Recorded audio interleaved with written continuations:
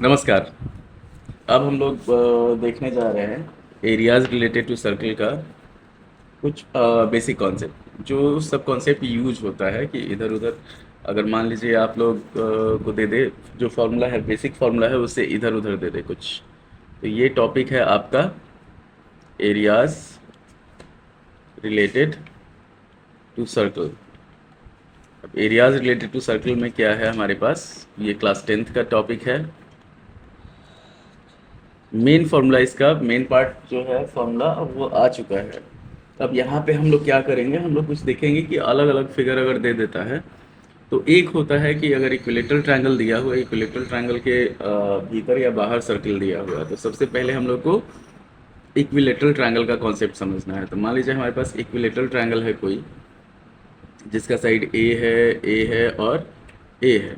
यहाँ पे अगर हम लोग परपेंडिकुलर खींच देते हैं इसमें, तो ये जो होता है बेस को बाइसेक्ट करता है, a/2 a/2। तो इक्विलेटरल ट्रायंगल के ही केस में होता है कि मान लीजिए अगर कोई इक्विलेटरल ट्रायंगल दिया हुआ है, तो इक्विलेटरल ट्रायंगल के केस में क्या होता है कि जो एल्टीट्यूड होता है वही मीडियन भी होता है, वही एंगल बाइसेक्टर भी होता है। मतलब एक ही काम, इसी चीज़ को हम लोग एल्टीट्यूड भी बोल सकते हैं, एल्टीट्यूड भी बोल सकते हैं, मीडियन भी बोल सकते हैं और एंगल बाइसेक्टर भी बोल सकते हैं। तीनों चीज़ एक ही सेम चीज़ होता है।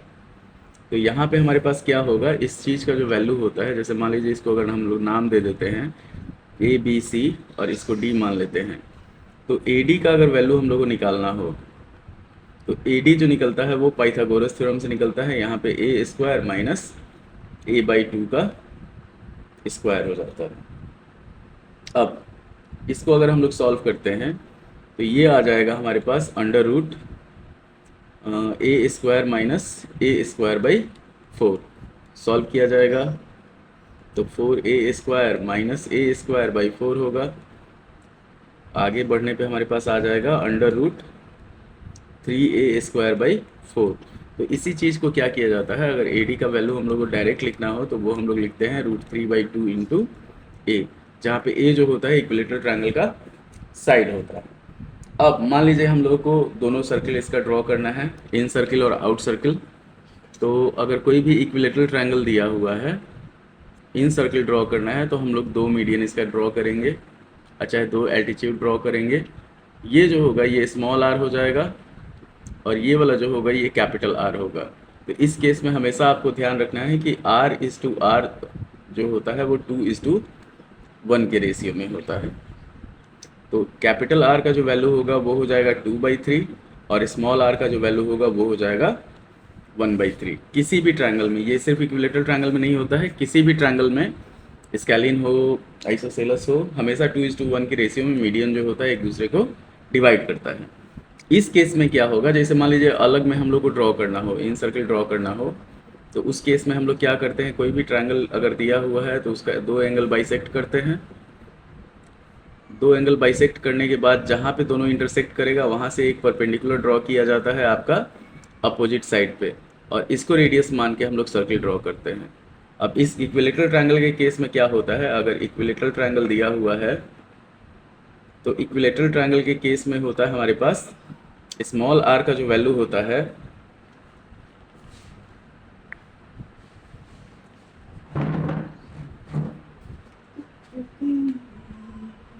आगे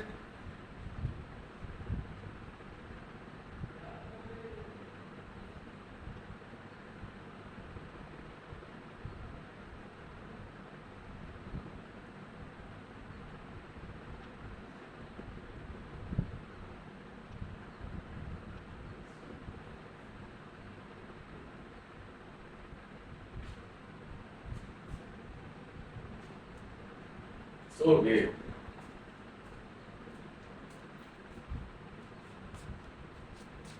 मेरा किस्मत ही जबरदस्त है। चलो चलो, अब इस केस में क्या होता है, हमारे पास स्मॉल आर का जो वैल्यू होता है वो हो जाता है 1/3 ऑफ √3/2 इंटू ए। इसको जब हम लोग सॉल्व करते हैं तो स्मॉल आर का जो वैल्यू आएगा वो आ जाएगा हमारे पास a/2√3।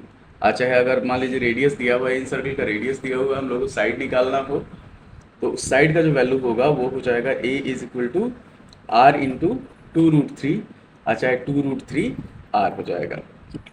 ये चीज़ ध्यान रखना है आपको।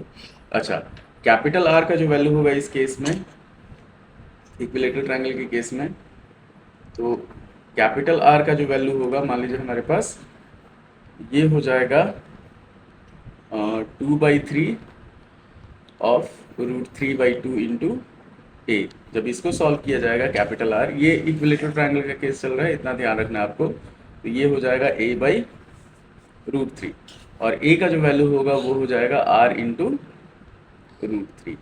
तब ये चीज़ हो गया आपका। अब हम लोगों के लिए आसान हो जाएगा, इतना ध्यान रखिए, हल्का सा दिमाग लगाइएगा, सब कुछ सही रहेगा, तो नंबर लाने में कोई प्रॉब्लम नहीं होगा। और एरियाज रिलेटेड टू सर्कल से 2-3 क्वेश्चन आता ही आता है, इतना ध्यान रखिए। या तो फॉर्मूला आएगा ऑब्जेक्टिव में और 2 क्वेश्चन जो है इसका सब्जेक्टिव में रहता है। अब इसी केस में क्या हो गया, हम लोग क्या निकाल लिए कि अगर हमारे पास एक चीज़ सिंपल ध्यान रखिए, इक्विलेटरल ट्रायंगल दिया हुआ है, इक्विलेटरल ट्रायंगल का इन सर्किल दिया हुआ है और इसका साइड दिया हुआ है। एक तरीका और होता है कि जैसे हमारे पास कोई भी ट्रायंगल है, इस ट्रायंगल का अगर ट्रायंगल के भीतर अगर सर्किल दिया हुआ है तो इसका एरिया जो हम लोग निकालते हैं, ए बी और सी मान लीजिए साइड है, यहाँ पे रेडियस r है, तो इस ट्रायंगल का जो एरिया होगा वो हो जाएगा हाफ इंटू r इंटू ए प्लस बी प्लस सी, मतलब हाफ इंटू रेडियस इंटू तीनों साइड का सम। कह सकते हैं हम लोग कि half into r into perimeter of triangle. इस केस में क्या हो जाएगा, अगर इसका हम लोग को स्मॉल r निकालना हो तो स्मॉल r का जो वैल्यू होगा वो होगा a/2√3। और वही अगर इक्विलेटरल ट्रायंगल के बाहर सर्किल दिया हो तो इसका एरिया जो होगा, इसका जो रेडियस होगा, अगर इसका साइड a दिया हुआ है, मेन कॉन्सेप्ट यही है, तो इसका जो रेडियस होगा वो हो जाएगा a/√3। मतलब क्या होगा, ये 2:1 के रेशियो में रहेगा। कैपिटल और स्मॉल r का जो रेशियो रहेगा वो 2:1 के रेशियो में रहेगा। अब हम लोग बढ़ते हैं कि अगर कोई भी ट्रायंगल दिया हुआ हो, इक्विलेटरल ट्रायंगल मान लेते हैं, तो इक्विलेटरल ट्रायंगल में आपका 3 सेक्टर दे दिया हो, ध्यान से देखिएगा, 3 इक्वल सेक्टर दिया हो, एक यहाँ पे, एक यहाँ पे और एक यहाँ पे, तीनों सेक्टर के बीच का एरिया निकालना हो। रेडियस इसका r होगा, इसका भी r होगा, इसका भी r होगा, इसका भी r होगा।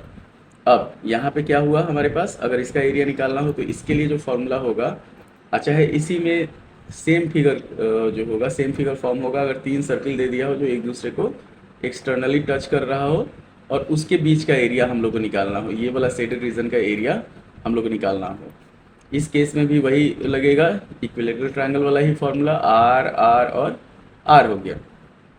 तो इस केस में हमारे पास एरिया ऑफ शेडेड रीजन जो होगा, एरिया ऑफ शेडेड रीजन ये हो जाएगा, इतना ध्यान रखिएगा, area of equilateral triangle, area of equilateral triangle minus area of semi circle. Semi circle जो फॉर्मूला जो होगा वो हो जाएगा √3/4 इंटू a² माइनस πr² 2, ये हो जाएगा।